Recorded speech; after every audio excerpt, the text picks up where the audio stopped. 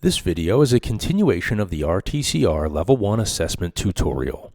You will be guided through the assessment questions on storage, which is Section G.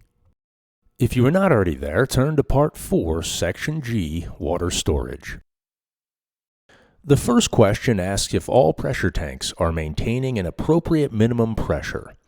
You will probably be aware of any pressure problems, or ask your employees if there have been any problems with pressure recently.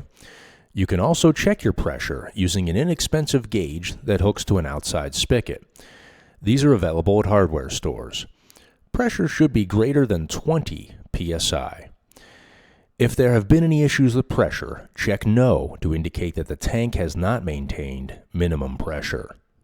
Question 2 asks if all vents and overflow pipes are screened. Check NA if you only have a pressure tank. If you have water storage other than a pressure tank, check that any vents and overflows have their screens intact. Check No if you find any missing. For question 3, are all tanks maintained and free of rust, holes, and leaks? Check the condition of your tank. Check for leaks in the tank and around fittings. Check for areas of rust. Be sure to check the top of the tank, which may require safely climbing the tank.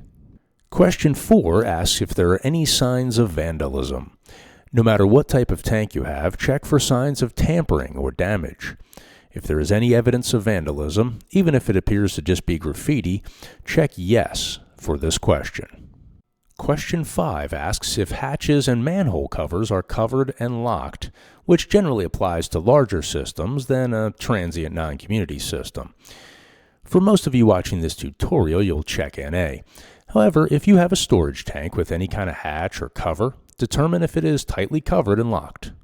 Question 6, which asks if downspouts and overflow pipes drain away from structures, doesn't apply to most of the small systems watching this tutorial, so you would check NA. But again, if you do have a tank with downspouts and overflow pipes, please answer this question accordingly. If you are watching this video series for the first time, please continue to the final video, Tutorial 6, which covers issues and corrective actions and submitting the assessment.